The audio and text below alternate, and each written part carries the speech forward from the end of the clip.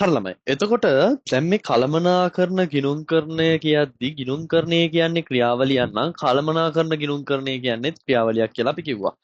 එතකොට මතක තියාගන්න අපි මේ ක්‍රියාවලියක ඉන්පුට් සහ අවුට්පුට් විදියට අපි කන්වර්ට් කරගන්නවා. මේ ඉන්පුට්ස් ටික අපි අවුට්පුට් බවට පරිවර්තනය කරනවා. නිමෝන් යෙදවුම් ටික දාන දේවල් ඇතුළට දාන දේවල් අපි මොකක් බවට පරිවර්තනය කරගන්නවද? අපි නිමවුමක් බවට ෆයිනල් රිසල්ට් එකක් බවට නිමවුමක් බවට පරිවර්තනය කරනවා මෙන්න මේ ක්‍රියාවලිය ඔස්සේ. එතකොට දාන දේ අනුව තමයි තීරණය වෙන්නේ. ඒක කළමනාකරණයටද යන්නේ, ඒක මූල්‍යයටද යන්නේ.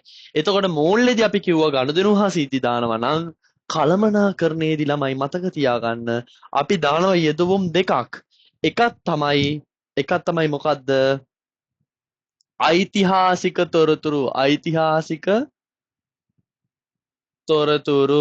අතීත තොරතුරු ඒ විතරක්ද? දැන් අපි කිව්වොත් ගනුදෙනු හා සිද්ධි ගැන අතීත තොරතුරු දැන් වෙලා ඉවරයි. ඒ වගේ දේවල් මේකට දාගන්න පුළුවන්. ඓතිහාසික තොරතුරු අතීත තොරතුරු සහ ළමයි මෙතනට දානවා තව පුරෝකතන තොරතුරු forecast information පුරෝකතන. ඒ කියන්නේ ළමයි තාම මේක මතක තියාගන්න තාම මේක වෙලා නැහැ. ඉදිරියේදී අපිට බලාපොරොත්තු වෙන්න පුළුවන් දේවල්. මං කියන එක පැහැදිලිද? ඒ කියන්නේ අපි හිතන්නකො මෝටර රථයක් ගත්තා අරන් ඉවරයි. අතීත දෙයක් වෙලා ඉවරයි. ආ මොකද්ද මේ උණ දෙයට අඬලා වැඩක් නැහැ, වෙලා ඉවරයි. වෙන්න තියෙන දේවල් ගියාකුරට නාඩන් තියෙන හකුර රැකගම් වගේ එකක්. එතකොට වෙච්ච දේ වෙලා ඉවරයි සහ වෙන්න තියෙන දේ මොකද කරන්න පුළුවන් ඔයාට ගැන බලන්නත් පුළුවන්. ඉතින් මේ දෙකම කතා කරනවා මොකේද? කළමනාකරණ ගිණුම්කරණයේ අතීත තොරතුරු සහ අනාගත අයවැයගත තොරතුරු කියන්න පුළුවන්. අතීත තොරතුරු සහ පුරෝකතන තොරතුරු. පැහැදිලිද? ඊට පස්සේ මේ දාන දේවල් මේ ඉන්පුට්ස් ටික අපි කන්වර්ට් කරනවා පුතාලා කොහොමද?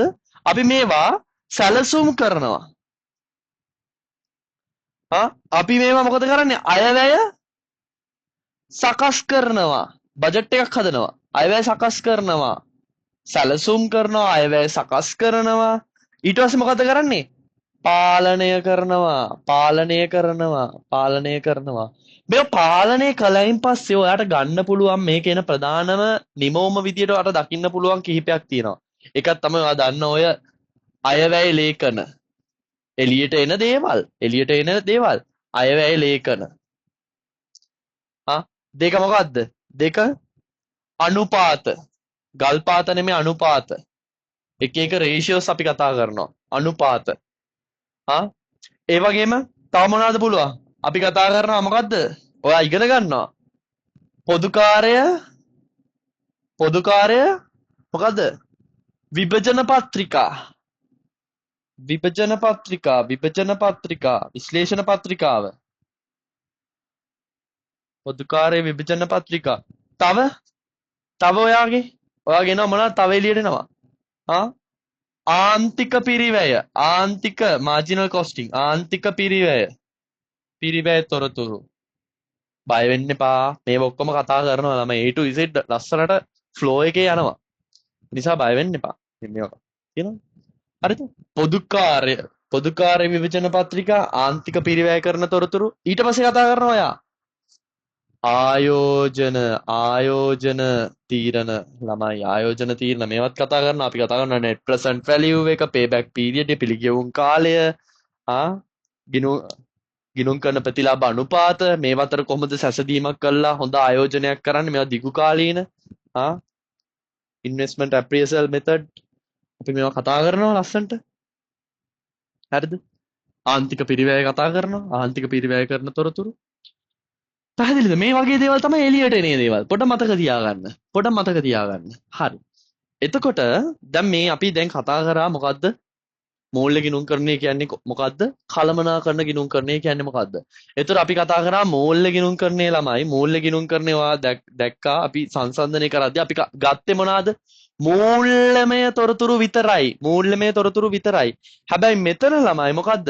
මූල්‍යමය සහ මූල්‍යමය නොවන තොරතුරු දෙකම භාවිත කරන්න පුළුවන්. මතක තියාගන්න. පේනවනේ? මූල්‍යමය හා මූල්‍යමය නොවන මූල්‍යමය නොවන financial and non-financial informations මෙතනට දාන්න පුළුවන්. ඒ වගේම ළමයි, ඒ වගේම මෙතනදී අපි ගත්තේ මොකද? අතීත තොරතුරු. මෙතනට මොකද්ද ගන්න පුළුවන්? අතීත සහ අනාගත අයවැයගත තොරතුරු. අයවැයගත තොරතුරු past and forecast information අපිට ගන්න පුළුවන්. අතීත ඒව ගන්න පුළුවන්. අනාගතයේ වෙන්න තියෙන මොන හරි අනාගතේ ගන්න ඉන්නවා නම් මොකක් හරි අනාගත දේවල් සම්බන්ධ තොරතුරු තියෙනවා නම් ඒව දාන්නත් පුළුවන්. පැහැදිලිද? ඊට පස්සේ අපි කිව්වා යම් නිශ්චිත කාලයකට යම් නිශ්චිත කාලයක් තියෙනවා ගිණුම් කරන නිශ්චිත කාලයක් සඳහා. තේරෙනවද? මේ තොරතුරු ඉදිරිපත්. හැබැයි කළමනාකරණයේදී අපි මොකද වෙන්නේ? කළමනාකරණයේදී කළමනාකරුවන්ගේ අවශ්‍යතාවය මත. කළමනාකරුවන්ගේ අවශ්‍යතාවය මත. ඒ කියන්නේ මොකද්ද? එයාට මොකක් හරි බජට් එකක් ඕනේ, අයවැය ලේඛනයක් ඕනේ, බජට් එකක් ඕනේ. මාස 6ටද, මාස 3ටද, මාස 9ටද, අවුරුද්දටද මේ මොකට හරි කමන්නේ. එයාට අවශ්‍ය එයාගේ අවශ්‍යතාවය, මැනේජර්ගේ අවශ්‍යතාවය, කළමනාකරුවන්ගේ අවශ්‍යතාවය මත මේක පිළියෙල කරන්න පුළුවන්. පැහැදිලිද? කළමනාකරුවන්ගේ අවශ්‍යතාවය මත පිළියෙල කළ හැක. පැහැදිලිද? පැහැදිලිද? පැහැදිලිද? ඒක කාලේ තියෙන. හැබැයි මේක බෑ. මේක යම් නිශ්චිත කාල පරිච්ඡේදයක් තියෙනවා. ඒ කාල පරිච්ඡේදයට තමයි ඒක ඉදිරිපත් කරන්න ඕනේ. ඊට පස්සේ අපි කියවා ගිණුම් කරන ප්‍රමිතිය වලට, ගිණුම් කරන සංකල්ප වලට, ගිණුම් කරන නීති රීති වලට, ගිණුම් කරන මූලධර්ම වලට මොකද වෙන්න ඕනේ? අනුගත විය යුතුයි මූල්‍ය ගිණුම්කරණය. හැබැයි මොකද වෙන්නේ?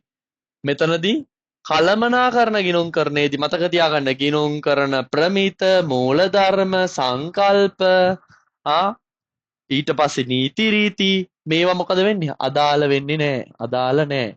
කැමති නම් භාවිත කරන්න පුළුවන්. එහෙම නැත්නම් නැහැ. හරි? මේ ආකෘතියම ගහන්න ඕනේ. LKS එකේ තියෙනවා මූල්‍ය ප්‍රකාශන පිළියෙල කිරීම සම්බන්ධව. ඒ විදියටම තියෙන්න ඕනේ. එහෙම නැහැ. එයාට ඕනනම් මෙයා ගහනවා වගුවක් ගහනවා දිගට ගහනවා. රවුමක් ගහලා වෘතයක් ගහලා ඒ වෘතය තුල දෙකට බෙදලා එයා හදනවා. එයාගේ කැමැත්ත. කළමනාකරුවන්ට කැමති විදියට නීතියක් නැහැ. පැහැදිලිද? කැමති නම් ප්‍රමිත අදාළ කරගෙන යන්න පුළුවන්. ස්ටෑන්ඩඩ් චූස් කරගෙන මේක කරන්න පුළුවන්. මෙතන. එම කරේ නැහැ කියලා මොකුත් ප්‍රශ්නයක් වෙන්නේ නැහැ.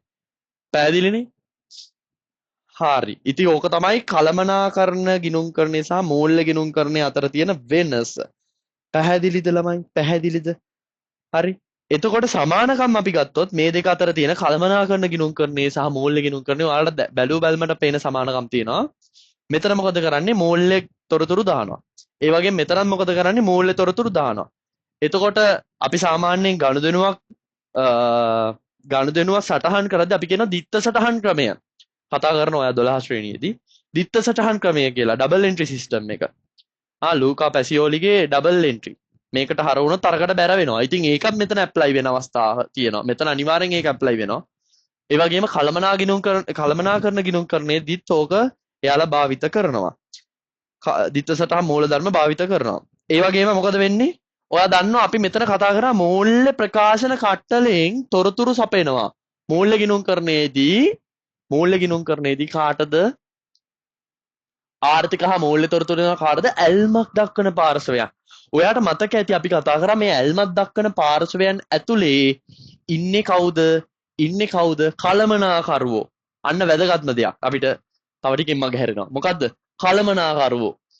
එතකොට අපි මෙතනදී ආර්ථික හා මූල්‍යමය තොරතුරු දුන්නේ ඇල්මක් දක්වන පාර්ශවයන්ට. හොඳට මතක තියාගන්න. මේවා දෙන්නේ කාටද ළමයි?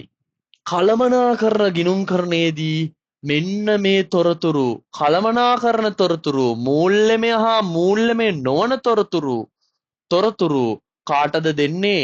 only for the managers. කාටද? කළමනාකරුවන්ට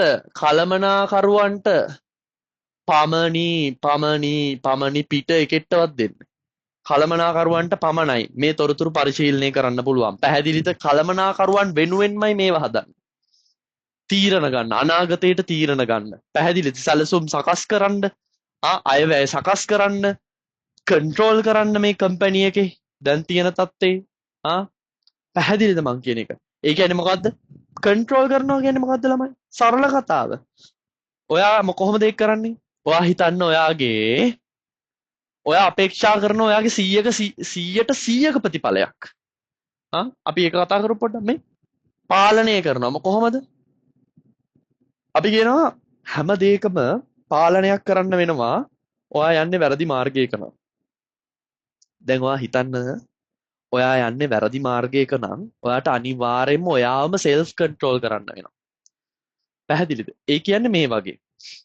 ඔයා හිතන්න ඔයා ලස්සනටම A3ක් ගන්න පළවෙනි දවසේ O level පාස් වෙලා ඇවිල්ලා හෙන ගැම්මෙන් පන්ති හොයලා එතකොට ඔයා පාඩම් කරන්න මේසෙ හදලා ඒ වලට අවශ්‍ය පොත් හදලා යන්නේ මොන සර්ලා ගාවටද කියලා තීරණය කරලා වැඩ ටික ලස්සනට පටන් ගත්ත ඔයා අද වෙනකොට ඔයා මේ A3 සිහිනේද තවදුරටත් ඉන්නේ අන්න එහෙම ඉන්නවනම් අදටත් ඔයා A3ම නම් ඉන්නේ ඔයාට පාලනයක් අවශ්‍ය නෑ ඇයි ඔන්න බලා ගන්න ඒ කියන්නේ ඔයා මොකද අපේක්ෂා කරේ පුතා අපේක්ෂා කළේ පුතා A3ක් ගන්න එතකොට ඔයා ටයිම් ටේබල් ගහලා ඔයාගේ බිත්තියේ ගහගෙන ලස්සනට මේ වැඩ ටික කරගෙන අදිෂ්ඨානය කරගෙන ඉස්සරහට මම මේ දේවල් කරනවා කියලා හොඳ අරමුණක් ඇතුව පැහැදිලි දැක්මක් ඇතුව වැඩ ටික පටන් ගත්තා ඊට පස්සේ පසු කාලීනව කෙමෙන් ඔයා යන ගමනේදී ඔයා ලස්සනට මෙහෙම ඉස්සරහට එද්දී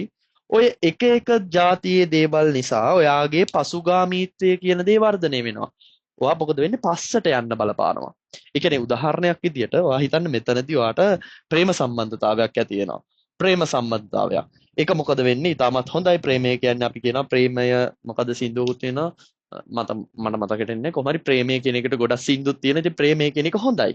කෙසේ හෝ කමන්නේ මේකත් එක්ක ලස්සන ගමනක් යන්න බලාපොරොත්තු වෙන ඔයා යද්දී ඔයාගේ ගමනේදී යම් අඩුපාඩු මගින් මේ මොකද වෙන්නේ ඔයාගේ ප්‍රේමය අංක 1 වෙලා ඔයාගේ මෙන්න මේ ඉස්සරහා බෝඩ් එකේ ගහවගත්ත කාලසටහන අංක 2 බවට පත් වෙනවා ප්‍රශ්නයක් නෑ මේක 1 වුණා නම් හැබැයි උනේ අනිත් පැත්ත ළමයි ප්‍රේමය 1 වෙලා මේක 2 වුණා කෙසේ හෝ නමුත් මොකද වෙන්නේ මම මේ නිකන් කියන්නේ වාට එතකොට මේ මොකද වැරදිට හිතන්න එපා එතකොට මේක කොහොම හරි මොකද වෙන්නේ එක වෙලා අරක දෙක වෙද්දී ප්‍රේමය කිසියම් තැනකදී මොකද වෙන්නේ ප්‍රේමයේ ආස්වාදයත් සමග හැමදේම අපි කියනවා අර ආන්තික උපයෝගීතා නීතිය මොකද diminishing marginal utility theory එහෙම එකක් තියෙනවා ඒ කියන්නේ මොකද්ද අර එකම දේ කිහිප පාරක් වෙද්දී ඒක තියෙන අර අපිට තියෙන මේ තෘප්තිය අඩු වෙනවා ඒ වගේ දෙයක් කොහොම හරි කමන්නේ ප්‍රේමයත් ඒ වගේ අපි දන්නේ ඔය මොනවාද හරි ඒ වගේ අපි හිතමු මෙහෙම ගත්ත ප්‍රේමය කෙමෙන් යදි දෙන්න අතර මත ගැටුම් වෙලා මේකේ ආදරයේ තියෙන උපරිමයටම ගිහිල්ලා ඒ කියන්නේ අපි කියනවා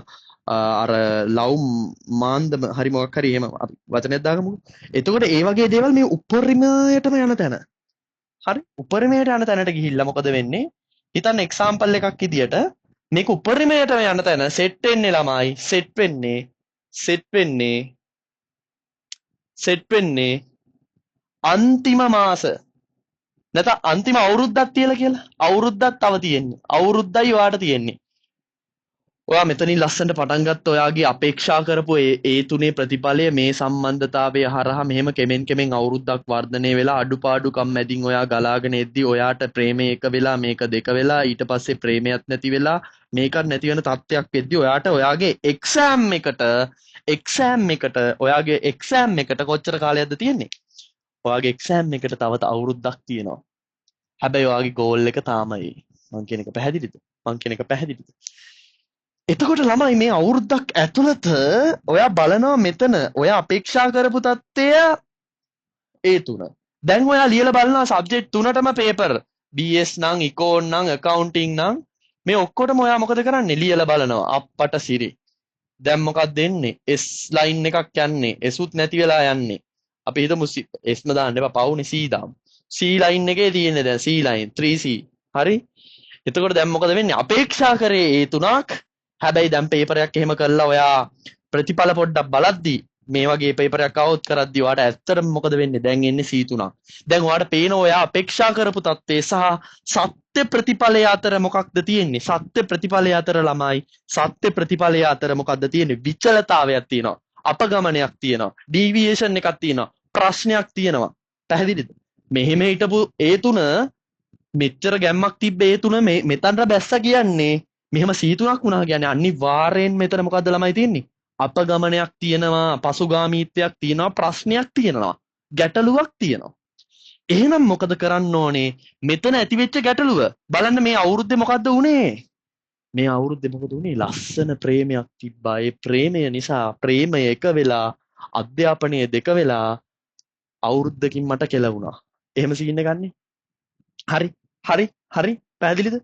එතකොට මොකද වෙන්නේ? ඔයා බලනවා මේකට උනේ ඇයි මම මෙහෙම හිටපු හේතුන මට මෙහෙම හේතුනක් ගන්න තිබ්බ මට අපේක්ෂා එක්ස්පෙක්ටඩ් රිසල්ට් එක මෙහෙම හිටියේ. හැබැයි ඇක්චුවල් රිසල්ට් එක මොකද උනේ? මෙහෙම වුණා. දැන් ඔයා මොකද කරන්නේ මෙතනදී? ඔයා මෙතන මොකක්ද කරන්නේ? ඔයා මෙතන මොකක්ද කරන්නේ? මේකට හේතුව සොයනවා. හේතුව සොයද්දි මේ ලස්සන ප්‍රේම වෘතාන්තය අහුවෙනවා. ඒකට මොකද කරන්නේ? හේතු සොයලා මේකට හේතුව සෙව්වා. දැන් පිළියම් යොදන්න. පිළියම් යොදන්න. ලව් කියන එක මොකද වෙන්නේ ළමයි?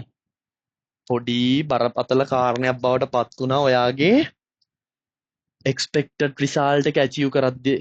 ඔයාගේ actual එක මොකද වුනේ? මේක නිසා deviate වුණා, අඩු වුණා, විචලතාවයක් ආවා. පැහැදිලිද? පැහැදිලිද ළමයි? පැහැදිලිද? ඒ නිසා මොකද කරන්නේ? ඔයා හේතු සොයා පිළියම් යොදනවා. මේක තමයි අවුලකට හිට්ටේ මට වැරදුනා. හැබැයි තාම මම පරක්කු නෑ. දැන් මොකද කරන්න පුළුවන්? ලස්සනට ප්ලෑන් කරන්න, ලස්සනට මෙතනින් මොකද කරන්නේ? කන්ට්‍රෝල් කරන්න, හේතු ටික සෙව්වා, පිළියම් ටික යොදන්න. එහෙනම් මට මෙතන ගහපු ටයිම් ටේබල් එක තාම බිත්තියේ තියෙනවා. ඒකට අනුව මම වැඩ කරන්න ඕනේ. ඊට වඩා ගොඩක් පේපර්ස් කරන්න ඕනේ. හරියට තියරි ටික ඔලුවට දාගන්න ඕනේ. ඒ විෂයන් තුන බැලන්ස් එකේ යන්න ඕනේ. හරි හැමදේම සාර්ථකවම කරගන්න ඔයා මොකද කරන්නේ? ප්ලෑන් එකක් හදා ගන්නවා. අන්න දැන් ඔයා වැඩේට බහිනවා. ඉස්සර පාඩම් කරේ පැයයි දෙකයි ආව ගමන් නිදිනා. දැන් මොකද කරන්නේ? ඔයා මොකද? ඔයාගේ මැක්සිමම් කන්ට්‍රිබියුෂන් එක දෙන්න එක්සෑම් එකට අනිවාර්යෙන්ම ඔයාට ඒ තුනක් ගන්න පුළුවන්. කිසිම කතාවක් කිසිම ප්‍රශ්නයක් නෑ. ඒක සත්‍යයි. තේරුණාද? එතකොට මෙන්න මේ ටික හදාගෙන ඔයා වැඩ කරගෙන නිදි නැතුව අවශ්‍ය විදියට ලස්සනට වැඩ ටික බහැලා කරලා හරියට පාඩම් කරගෙන ගියාම මොකද වෙන්නේ? ඔයාට ඉතුරු ටිකේ ප්‍රතිඵලය මේ බවට පත් වෙනවා. අප ඔයා පේපරයක් කරලා බලන්න. ඔයාට පුළුවන් අනිවාර්යයෙන්ම ඔයාගේ රිසල්ට් එක තියෙනවා. ඊට පස්සේ ෆයිනලි ඔයා A levels වලට ගියාම ඔයාට ඒ තුන එනවා ටාගට් කරගන්න පුළුවන්. පැහැදිලිද? ඔයා මෙතනදී මොකද වුනේ? ඔයාගේ අනාගතය ගැන බලද්දී අනාගතයේ එන ප්‍රතිඵලය සාර්ථක කරගන්න මේ කන්ට්‍රෝලින් පාර්ට් එක වැදගත්. පැහැදිලිද? සැලැස්ම ගැහුවට විතරක් වැඩක් නෑ. සැලැස්ම අපි මොකද කරන්න ඕනේ? අපි බලන්න ඕනේ තක්සේරු කරලා මම දැන් කොතනද ඉන්නේ? මම ඉන්නේ මෙතන. හේතු සොයා පිළියම් යදන්නේ මොකෙන්ද? පාලනයෙන්. ඔන්න ඕක තමයි පාලනය කියන්නේ ළමයි. හැමෝම තමන්ව පාලනය කරගන්න ඕනේ. ඒ කියන්නේ තමන් මොකද්ද එක්ස්පෙක්ට් කරේ? දැන් ඉන්නේ ඇක්චුවල් කොතනද? ඒ දෙක අතර මගේ විචලතාවයක් තියෙනවා නම් මෙන්න මේක තමයි කියලා අවබෝධ කරලා පිළියම් යොදන්න අනිවාර්යෙන් ඔයාට අපේක්ෂා කරපු තත්ත්වයට යන්න පුළුවන්. අපේක්ෂා කරපු තත්ත්වයට යන්න පුළුවන් උනේ ඇයි? යන්න පුළුවන් උනේ ළමයි ඔයාට තව අවුරුද්දක කාලයක් තිබ්බා. ඕක වැදගත්. දැන් ඔයා හිතන්න මෙහෙම තත්ත්වයක් ආවොත් මේ ටික සුපිරියට වැඩ කරනවා. හරි? සුපිරියට අපි මේක මකමුකෝ. හරි? මම මේ පොඩි වැදගත් දෙයක් කියන්නේ. තේරුණොත් එහෙමයි. නැත්තම් එහෙමයි. සුපිරියට වැඩ කරනවා. ගහගත්ත බිත්තියේ ලස්සනට බිත්තිය ගහගෙන තියෙනවා. ඒ තුනයි ප්ලෑන් එක ගහලා තිනවා. මේම මම ස්කූල් ගිහිල්ලා වෙලා මෙතන ඇවිල්ලා මම පාඩම් කරනවා. මේ ටයිම් එකේ නිදා ගන්නවා. මේක අන්න ලස්සනට ඒ පිළිවෙලට යනවා. ක්ලාස් යනවා. ඔක්කොම කරනවා. ලස්සනට මෙහෙම ගමනක් යද්දි ළමයි ලස්සනට ගමනක් යද්දි මොකද වෙන්නේ? ඔයා ඇත්තටම පේපර් එකක් කරලා බලනවා. ඇත්තටම හොඳ ලකුණු තියෙන හැම සබ්ජෙක්ට් එකකටම සබ්ජෙක්ට් තුනටම ප්‍රශ්නයක් නැතුව ලස්සන ප්‍රතිඵල අරන් තියෙනවා. හරි? හැම එකටම 75ට වැඩියෙන් තියෙනවා. ප්‍රශ්නයක් නැහැ. ටීචර්ස්ලාත් හොඳයි කියනවා. ඉතින් ඔහොම යන ගමනේදී දැන් අවුරුද්දක් ගිහිල්ලා ළමයි අවුරුද්දක් ගිහිල්ලා තව අවුරුද්දක් තියෙනවා. ඔය යන ගමනේදී එක්සෑම් එකට මාස 6ක්